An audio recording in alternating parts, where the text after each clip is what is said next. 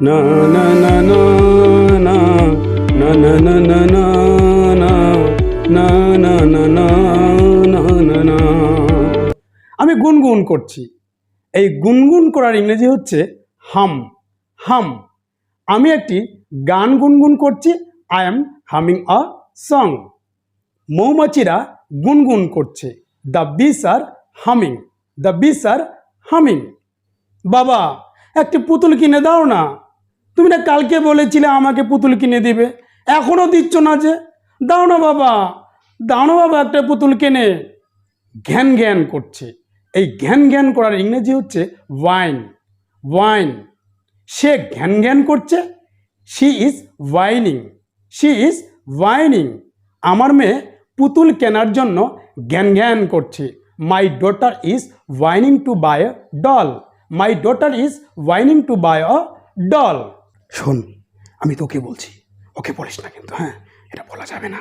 ফিস ফিস করে কথা বলা বা কানে কানে কথা বলার ইংরেজি হলো হুইসপার। হুইসপার। ফিস ফিস করো না। Don't Whisper. Don't Whisper. আমি ফিস ফিস করা পছন্দ করি না, বা আমি কানে কানে কথা বলা পছন্দ করি না। I don't like whispering. I don't like whispering. কেউ যখন কোনো পরীক্ষায় পাশ করে কিংবা কোনো কাজে সাফল্য অর্জন করে, তখন আমরা প্রায়শই বলে থাকি, আমাদেরকে তোমার মিষ্টিমুখ করাতে হবে। এই মিষ্টিমুখ করানোর ইংরেজি হলো সুইটেন। সুইটেন।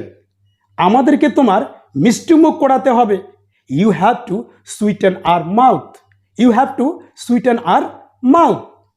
পরীক্ষায় পাশ করবার জন্য আমাদেরকে তোমার মিষ্টিমুখ করাতে হবে।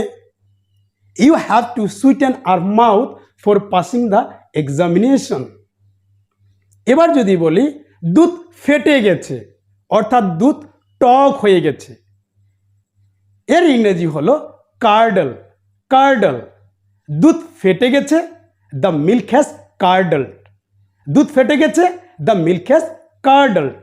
অথবা আমরা বলতে পারি, the milk has turned sour. The milk has turned sour. এবার যদি আমি বেলুন ফোলাই, এই বেলুন ফোলানোর ফ্রেজাল ভার্বটি হচ্ছে ব্লো আপ। Blow up. আমি বেলুনটি ফোলাচ্ছি। I am blowing up the balloon. আমরা যখন দুধ কিংবা কোনো তরল পদার্থকে গরম করি, তখন প্রায়ই এমনটা হয় যে অতিরিক্ত তাপে দুধ কিংবা সেই তরল পদার্থ উথলে পড়ে যায়। এই উথলে পড়ে যাওয়ার জন্য আমরা যে ইংরেজি ফ্রেজাল ভার্বটি ব্যবহার করব, সেটি হচ্ছে বয়েল ওভার। Boil over. দুধ উথলে পড়ছে, the milk is boiling over. The milk is boiling over.